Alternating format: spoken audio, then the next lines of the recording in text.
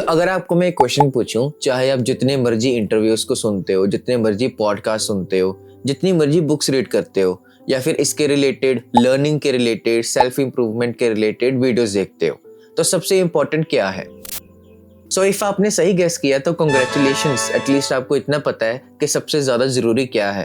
And अगर आप action नहीं लोगे तो आप हमेशा सेम प्लेस पे रहने वाले हो। एंड एक्चुअल में उस नॉलेज का कोई फायदा नहीं है, क्योंकि वो बोल रहे होंगे कि एक्शंस लो, एंड आप बस अपने माइंड में इंफॉर्मेशन को फीड कर रहे होगे एंड एक्शन फिर भी नहीं ले रहे होगे। पहले आपने बुक रीड करके टाइम वेस्ट किया, क्योंकि जो आपने पढ़ा वो अप्लाई नहीं किया, and on the other side जहाँ पे वो अप्लाई करना था, जो चीज थी, वहां पे आपने सोचने में लगा दिया टाइम, वहां पे एक्शन ही नहीं लिया, तो वहां पे भी टाइम वेस्ट हो गया। हमें ये सबकॉन्शियसली पता जरूर होता है कि एक्शन सबसे ज्यादा जरूरी है, बट हम कैसे ना कैसे एक्शन को अवॉइड करते हैं। बस हमें इतनी सी अवेयरनेस चाहिए कि वो जो सबकॉन्शियस में चल रहा है उसे कॉन्शियसली हम करें, एक्शन को कॉन्शियसली करें।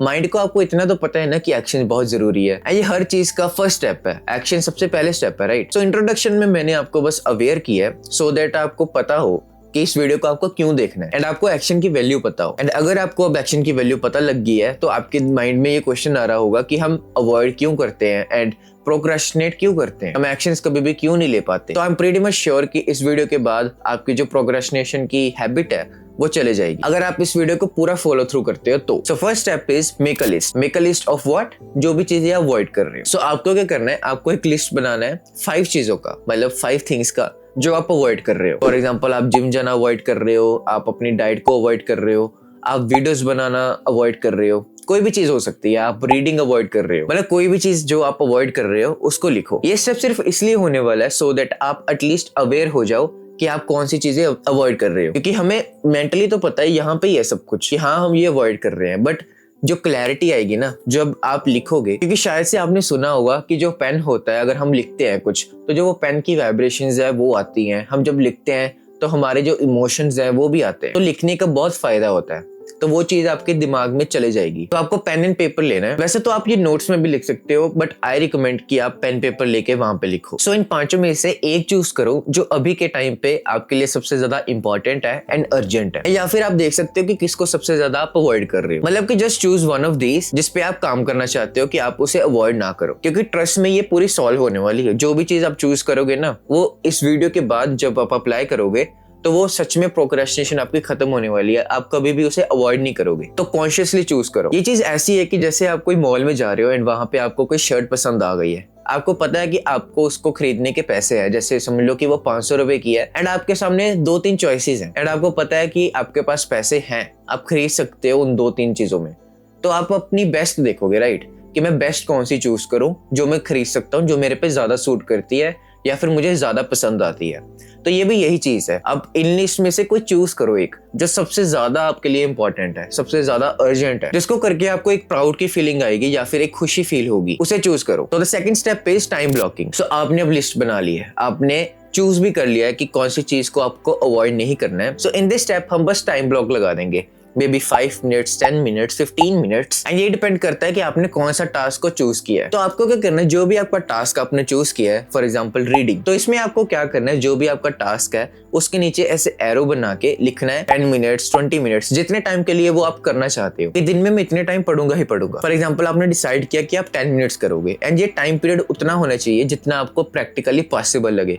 ऐसा ना हो कि आपने आधा घंटा चूज कर लिया है अपने लिए एंड आपको एक पेज में ही हालत खराब हो जाती है, आपको उबासियां आने लगती हैं, आपको नींद आने लगती है, आपके आईज में से पानी आना शुरू हो जाता है। तो आपके लिए आधा घंटा, पौना घंटा, 1 घंटा सही नहीं रहेगा। तो आप क्या कर सकते हो, आप 10 मिनट्स का गोल रख सकते हो, 15 मिनट्स का गोल रख सकते हो, कोई भी टास्क का एटलीस्ट आप 10-15 मिनट्स तो रख ही सकते हो। एंड आप एक और चीज कर सकते हो जो कि है कि आप डेट्स लगा लो, जैसे आज 24 डेट है, एंड देन आप 30 तक या फिर 1 मई तक एक डेट लिख लो कि 1 वीक तक मैं 15 मिनट्स बुक पढ़ूंगा, एंड जैसे जैसे वो दिन जा रहे होंगे आप क्रॉस लगा सकते हो।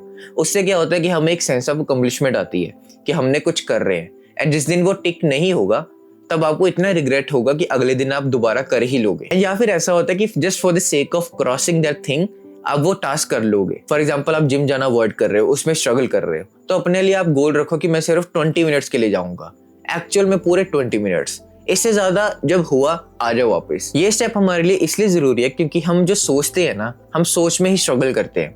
कभी भी जब हम वो काम करने लगते हैं तब स्ट्रगल नहीं करते, तब हमारा मोमेंटम बिल्ड हो जाता है, हमारा फ्लो बन जाता है एंड हमें वो टास्क करने में मजा आने लग जाता है। So struggling only happens when you are thinking, मतलब जब आप सोच रहे हो सिर्फ तभी है स्ट्रगल कि यार मुझे ये करना पड़ेगा, मुझे वो करना पड़ेगा। आपका जो भी इमोशन अटैच होगा वैसी आपको फीलिंग आएंगी। अब अवॉइडिंग के केस में आपको एक नेगेटिव सी फीलिंग आएगी, बट वो सिर्फ तब तक आएगी जब तक आप उसके बारे में आप सोच रहे हो। सिर्फ जब आप वो टास्क करना शुरू हो जाओगे तब आपको कोई फीलिंग नहीं आएगी, तब आपको इवन अच्छा लगेगा, आपका एक फ्लो बन जाएगा। तो इसलिए ये टेक्निक, कौन सी टेक्निक, टाइम ब्लॉकिंग टेक्निक बहुत काम आती है। तो अगर हम अभी तक देखें हमने क्या किया, हमने एक लिस्ट बनाई जो चीजों को हम अवॉइड कर रहे हैं, मतलब 5 थिंग्स की लिस्ट बनाई जिसको अवॉइड कर रहे हैं, एंड देन उसमें से एक चूज की जिसपे हम टेस्ट करना चाहते हैं, एक्सपेरिमेंट करना चाहते हैं एंड उसको ठीक करना चाहते हैं, जो हैबिट को हम ठीक करना चाहते हैं। एंड सेकंड में हमने उस काम को करना स्टार्ट कर दिया, ऐसे बाय पुटिंग अ टाइम कि मैं इतने टाइम के लिए ही सिर्फ करूंगा।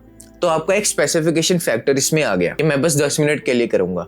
तो जब आपका मन होगा ना कि छोड़, क्या करना है, मैंने नहीं करना, तो आपको आपके दिमाग में इतना जरूर आएगा कि यार 10 मिनट तो है, 10 मिनट ही है, कर ले, तो आप मोस्ट लाइकली वो चीज कर लोगे। अगर आप अपने दिमाग में उसको बढ़ाओगे ना कि अभी मैं 1 घंटा सीधा करूंगा, आपको हैबिट है नहीं बट 1 घंटा सिर्फ करूंगा सीधा, तो वो मोस्ट लाइकली प्रोक्रेस्टिनेट होने ही वाला है। So the last but not least, third step, find someone to be accountable. तो इस स्टेप में आप वो पर्सन के बारे में सोचो जिसके साथ आप कंफर्टेबली चीजें शेयर कर सकते हो, जिनके साथ आपके सेम गोल्स है। वो आपका भाई हो सकता है, फ्रेंड हो सकता है एंड इवन आपके पेरेंट्स भी हो सकते हैं। वो कोई पर्सन ऐसा होना चाहिए जो आपका ध्यान रख सके कि आप वो टास्क कर रहे हो कि नहीं कर रहे हो। इसी को अकाउंटेबल बोलते हैं, राइट। मतलब आपने अपने लिए एक बंदा रख लिया जो आपको देखेगा कि आप वो टास्क कर रहे हो कि नहीं, जो एंड ऑफ द डे आपसे पूछेगा आपने वो टास्क किया कि नहीं, आपने 20 मिनट्स किए कि नहीं। ये चीज इसलिए जरूरी है क्योंकि हम अपने लिए चीजें कभी नहीं करते बट दूसरों के लिए कर लेते हैं। सो इसका जो परफेक्ट एग्जांपल है वो हमारे पेरेंट्स है। वो हमारे लिए तो सब कुछ कर लेते हैं बट खुद के लिए क्या करते हैं, वो खुद के लिए कुछ नहीं खरीदते। जो भी उनका मन हो रहा होता है वो कह देते हैं कि चल छोड़, वो मन अपना मार लेते हैं,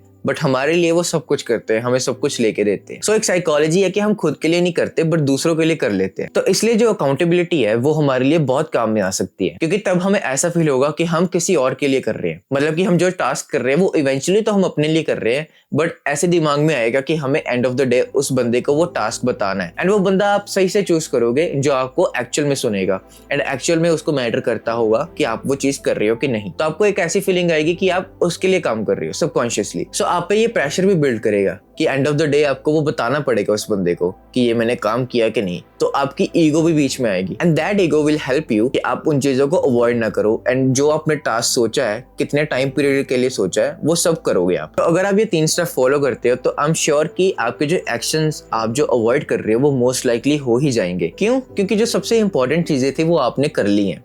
जैसे कि आपको पता लग गया कि आप अवॉइड क्या कर रहे हो एंड आपने उसको लिख लिया है, जो आपके दिमाग में पक्का हो गया, फिट हो गया। क्योंकि मेजॉरिटी ऑफ द पीपल को यही नहीं पता होता कि वो क्या अवॉइड कर रहे हैं।